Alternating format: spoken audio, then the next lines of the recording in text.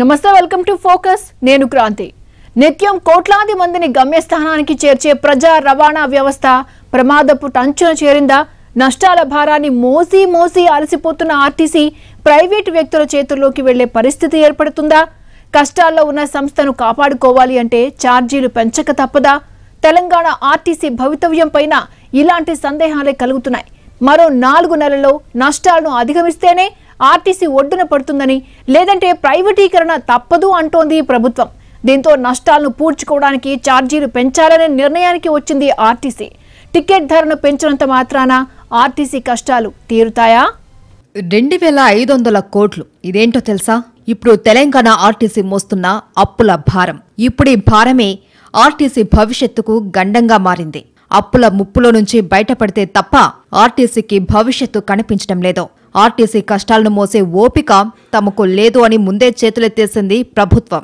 ఆర్టీసీని కాపాడుకునే బాధ్యత కార్మికుల తలపైనే పెట్టిందే 4 నెలల్లో ఆర్టీసీని రక్షించుకుంటారా లేదంటే ప్రైవేటీకరణకు సిద్ధపడమంటారా తేల్చుకోండి అని తెలంగాణ సర్కార్ ఖరాఖండిగా చెప్పేసింది ఆర్టీసీపై సమీక్ష నిర్వహించిన సీఎం కేసీఆర్ సంస్థలకు డెడ్ లైన్ ను ఫిక్స్ చేశారు. ముఖ్యమంత్రి అయితే ఒకటే చెప్తున్నారు 3-4 months లో ఈ కార్పొరేషన్ లాభాల బాటకు వస్తే సంతోషం లేకపోతే ప్రైవేటైజ్ చేస్తానే గట్టిగా వార్నింగ్ ఇవ్వడం జరిగింది కాబట్టి ఆ ప్రైవేటైజ్ చేస్తే మరి ఎవరు బతుకు చక్కగా ఉండే కాబట్టి రోడ్డు మీద పడతారు వాళ్ళు ఆదుకునే వాళ్ళు ఉండడు శాలరీస్ ఉంటాయి ఏముండయి ఇవన్నీ దృష్టిలో పెట్టుకొని ప్రతి ఒక్కరు ఈ సంస్థలో పనిచేసే ఎలక్ట్రిసిటీ వ్యవస్థ కానీ తర్వాత కరెంట్ వ్యవస్థ కానీ ఇద్దరు కలిసి పనిచేస్తేనే పైకి వస్తుంది కాబట్టి అప్పుల ముప్పు నుంచి బయటపడ్డానికి ఆర్టీసీ ముందున్న ఏకైక దారి ఛార్జీల పెంపు ప్రభుత్వం కూడా అనుమతి ఇవ్వడంతో ఛార్జీలను పెంచడానికి ఆర్టీసీ రెడీ అయింది పెంచబోయే ఛార్జీలపైన 3 రకాల ప్రతిపాదనలు తయారు చేసింది సగటున టికెట్టు ధర కిలోమీటర్కు 25 పైసలు పెంచాలి అని ఆలోచిస్తున్న ఆర్టీసీ 20 పైసలతో మరో ప్రతిపాదనను 28 నుంచి 30 పైసలతో మరో ప్రతిపాదనను తయారు చేసింది పెరిగిన డీజిల్ టైర్ల ధరలతో రోజుకు 50 లక్షల రూపాయల అదనపు భారం పడుతుంది ఏడాదికి ఇది 180 కోట్లకు చేరింది కిలోమీటర్కు 25 పైసలు పెంచితే తప్ప ఇప్పుడు తాత్కాలికంగా ఆర్టీసీని గట్టెక్కించే పరిస్థితి కనిపించడం లేదు వచ్చే కేబినెట్ సమావేశంలో ఆర్టీసీ ఛార్జీల పెంపునకు ఆమోదముద్ర పడటం ఖాయంగా కనిపిస్తోంది మహమ్మారి కరోనా ఆర్టీసీని తీవ్రంగా దెబ్బకొట్టింది లాక్డౌన్తో నెల తరబడి రోడ్డెక్కని బస్సులు డిపోలకే పరిమితమయ్యాయి ఫలితంగా ఆర్టీసీ ఆక్యుపెన్సీ రేటు భారీ ఎత్తున పడిపోయింది 2019-20లో 70.8% ఉన్న ఆక్యుపెన్సీ శాతం కరోనా తర్వాత లెక్క తీస్తే 52.45కు తగ్గిపోయింది అందులోనూ 20% బస్సులు ఇప్పటికీ డిపోలకే పరిమితమయ్యాయి ఇటు పెరిగిన డీజిల్ విడిభాగాల ధరలు కూడా ఆర్టీసీని తీవ్ర నష్టాల్లోకి నెట్టేసింది 2019 డిసెంబర్లో టికెట్ ధర కిలోమీటర్కు 20 పైసలు ఉన్నప్పుడు 65 రూపాయలున్న డీజిల్ ధర ఇవాళ 96-97 రూపాయలకు చేరింది కేవలం డీజిల్ భారమే ఆర్టీసీపై ఏడాదికి 640 కోట్లు పడుతుంది ఇక టైర్లు విడిభాగాల భారం కూడా అధికమయ్యింది సింపుల్గా చెప్పాలంటే ప్రస్తుత పరిస్థితుల్లో కిలోమీటర్కు రూపాయి అదనపు భారంతో నడుస్తోంది ఆర్టీసీ డీజిల్ ధరల పెంపు డీజిల్ మీద ట్యాక్స్ పెంపు ఇవన్నీ కూడా ఆర్టీసీని దివాళా తీసిన స్థితికి నడుతున్నాయి మనం కనుక చూస్తే ఈ 2 సంవత్సరాల కాలంలో జనవరి 2020 నుంచి చూస్తే 32 రూపాయల పైగా డీజిల్ ధర పెరిగింది దానివల్ల సంవత్సరానికి 640 కోట్ల రూపాయలు ఆర్టీసీ మీద భారం అంటే ఈ 2 సంవత్సరాల కాలంలో కనుక మనం బస్సులని ఆపరేట్ చేసి ఉంటే 1400 కోట్ల రూపాయల దాకా భారం పడి ఉండేది లాభాల్లో నడిచిన రోజులు ఆర్టీసీలో పెద్దగా కనిపించవు తీవ్రస్థాయి అప్పుల్లో ఉన్న సంస్థ ఇప్పుడు ఏడాదికి 250 కోట్ల రూపాయల వడ్డీ చెల్లిస్తుంది నష్టాలను పూడ్చుకోవడానికి అనేకసార్లు టికెట్ ధరల్ని పెంచుకుంటూనే వచ్చింది 2010లో ఉమ్మడి రాష్ట్రంలో ఆర్టీసీ ఛార్జీలు 25% పెంచారు 2011లో 8% పెరిగాయి 2013లో 10% పెంచగా తెలంగాణ వచ్చాక 2016లో 10% పెరిగాయి 2018-19లో ఆర్టీసీ 928 కోట్ల రూపాయల నష్టాలు చవిచూసింది హైదరాబాద్లో 544 కోట్లు జిల్లాల్లో 384 కోట్లు నష్టపోయింది ప్రస్తుతం కిలోమీటర్కు సగటున 7 రూపాయల 10 పైసలు నష్టం వస్తుంది హైదరాబాద్లో కిలోమీటర్కు 42 రూపాయల 66 పైసల ఆదాయం వస్తుంటే 58 రూపాయల 78 పైసలు ఖర్చవుతుంది ఇందులో సిబ్బంది జీతాలకే 80% ఖర్చవుతున్నట్టు గణాంకాలు చెబుతున్నాయి ఆర్టీసీ ఛార్జీల పెంపు వల్ల సంస్థ లాభాల్లోకి రాదు అని దీర్ఘకాలిక ప్రయోజనాలు ఉండేలా సంస్కరణలు తీసుకురావాల్సిన అవసరం ఉందంటున్నాయి కార్మిక సంఘాలు.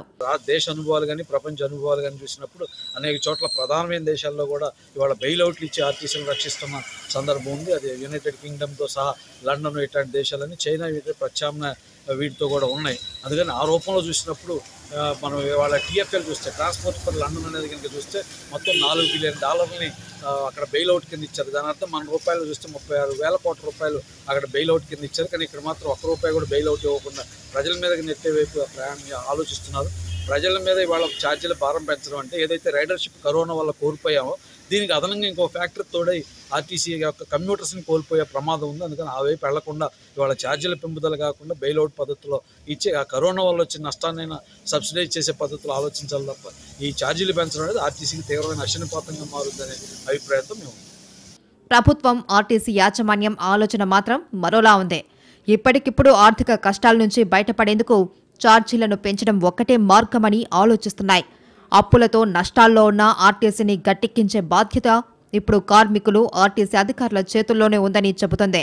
అందరూ కలిసి కష్టపడితే తప్ప ఆర్టీసీ కార్పొరేషన్ ఉండదని, లేదంటే పోతుందని చెబుతోంది. 95 డిపోస్లో 100% నష్టం జరుగుతున్నప్పుడు ప్రతి ఒక్కరి బాధ్యత.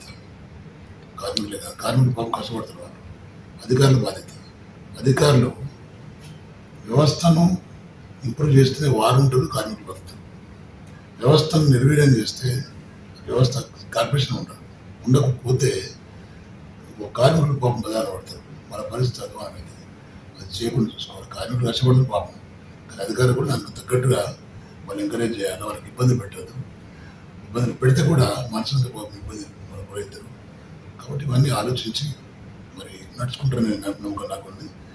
ప్రస్తుత పరిస్థితులు చూస్తూ ఉంటే ఆర్టీసీ భవిష్యత్తు ఇప్పుడు పూర్తిగా కార్మికుల భుజాలపైన పడింది.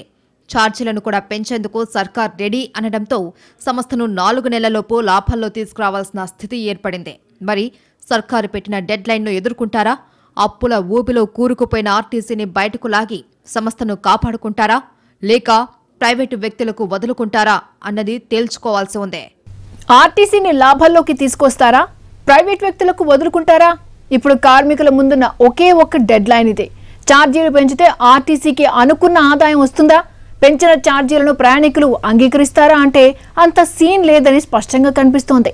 డీజిల్ అమ్మే ఆర్టీసీ నుంచి ఆదాయాన్ని పొందుతున్న ప్రభుత్వమే ఆ సంస్థను కాపాడలేనప్పుడు పెంచిన ఛార్జీలతో కార్మికులు సంస్థను ఎలా గట్టెక్కిస్తారు అనే ప్రశ్న తెర మీదకు వస్తోంది. ఈ ప్రశ్నకు సర్కారు సమాధానం చెప్పగలదా? ప్రభుత్వ సంస్థ అయినప్పటికీ ఆర్టీసీ పూర్తి ప్రైవేటు సంస్థగానే నడుస్తుంది. ప్రైవేటు ట్రావెల్స్ ప్రభుత్వాలకు ఎలాంటి పన్నులు చెల్లిస్తుందో ఆర్టీసీ కూడా అలాంటి పన్నులే చెల్లిస్తుంది. కాకపోతే ప్రైవేటు సంస్థలు చేయని సేవలన్నీ ప్రభుత్వానికి ఆర్టీసీ చేస్తూ వస్తుంది.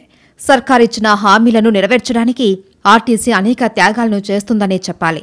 ఆ త్యాగాలే ఆర్టీసీకి మోయలేనంత భారంగా మారుతుంది అన్నది మొదటి నుంచి ఉన్న వాదన.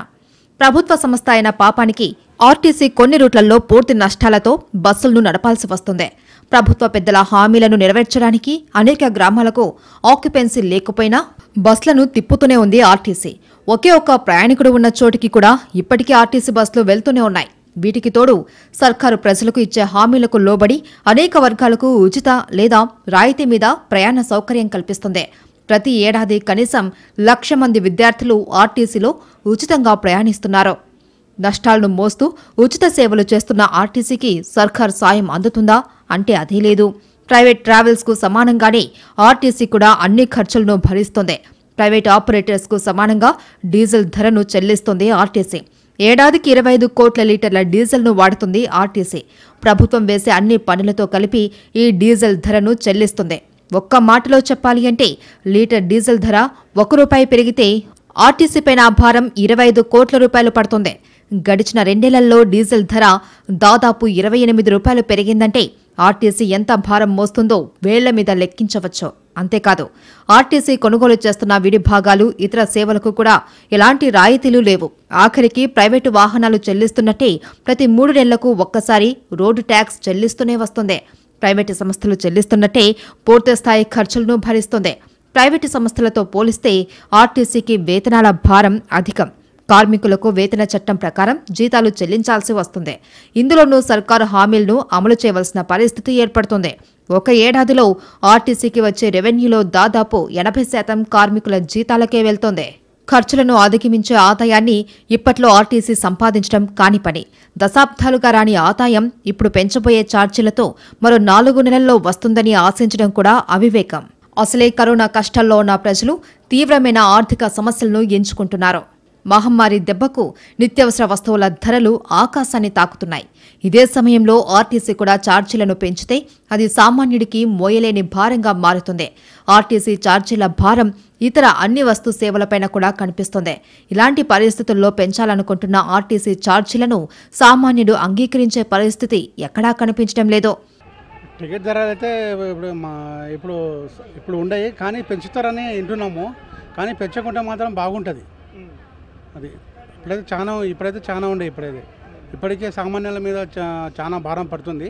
ఇప్పుడు కరోనా ఎఫెక్ట్ మీద కూడా చాలా పడుతుంది అని పెంచకూడదండి. పెంచుతారని విన్నాము, వినికిడి ఉంది, కానీ పెంచకూడదండి. చాలా ప్రయాణికులు చాలా లాస్ అవుతున్నారండి. ఆర్టీసీలో ప్రయాణించేది సామాన్యులే. పెరిగిన డీజిల్, పెట్రోల్ ధరలను భరించలేక ఎక్కువ మంది ఆర్టీసీ బస్సులపైనే ఆధారపడుతున్నారు. ఇలాంటి పరిస్థితుల్లో ఆర్టీసీ ఛార్జీలను పెంచితే ఆ ప్రభావం ఆక్యుపెన్సీ మీద స్పష్టంగా పడే అవకాశం ఉంది. కరోనా మూలాన ఇప్పటికే అనేక మంది ఆర్టీసీకి దూరమయ్యారు. తక్కువ దూరం ప్రయాణాలకు సొంత వాహనాలనే వాడుతున్నారు. 100 కిలోమీటర్లకు పైన ఉన్న ప్రాంతానికి ప్రయాణం చేయాలంటేనే ఆర్టీసీని ఆశ్రయిస్తున్నారు.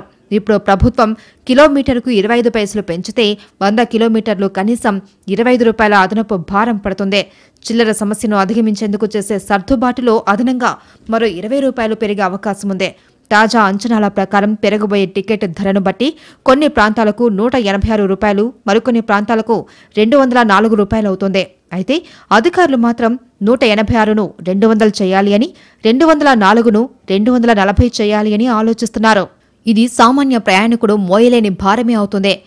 2019-20లో తెలంగాణ ఆర్టీసీ 115 crore కిలోమీటర్ 115 కోట్ల కిలోమీటర్ల ప్రయాణాలు చేసింది ఆర్టీసీ బస్సులు.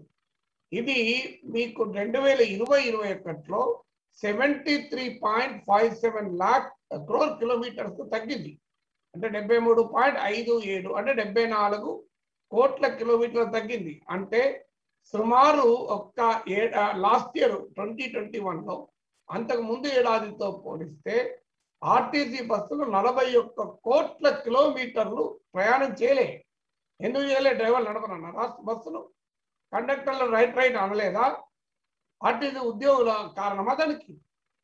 ఇంత ప్రభుత్వంలో ఉన్నవారు ఇంత ఆలోచన రహితంగా మాట్లాడే, అదేదో కార్మికుల పైన రాళ్ళేసి మీరు తోవ రాకపోతే ప్రైవేటైజ్ చేస్తాం. ఆర్టీసీ చేస్తున్న ప్రస్తుత నిర్ణయంతో టికెట్ ధరలు పెరుగుతాయి తప్ప ఆర్టీసీ ఆదాయం మాత్రం పెరిగే అవకాశం కనిపించడం లేదు. ఆర్టీసీ అవసరాలకు తగ్గ ఆదాయం రావాలి అంటే ప్రభుత్వాల ఆలోచన విధానాలు మారాల్సి ఉంది. ఆర్టీసీ భారాన్ని ప్రజలపైన పడేస్తే ఆక్యుపెన్సీ రేటు రోజుకింత తగ్గుతూ ఆర్టీసీ మరింత నష్టపోయే ప్రమాదం చాలా స్పష్టంగా కనిపిస్తుంది. అప్పుల్లో ఉన్న సంస్థను గట్టెక్కించే నిర్ణయాలు తీసుకోవాల్సిన ప్రభుత్వం కార్మికులకు డెడ్ లైన్ పెడితే ఉపయోగం లేదు అనే అభిప్రాయాలు వస్తున్నాయి.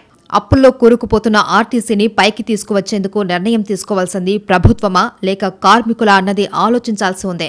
కార్మికులు కష్టపడితేనే ఆర్టీసీ లాభపడుతుంది అంటే ఇప్పటికే సంస్థ ఎప్పుడో లాభాల్లోకి వచ్చేది.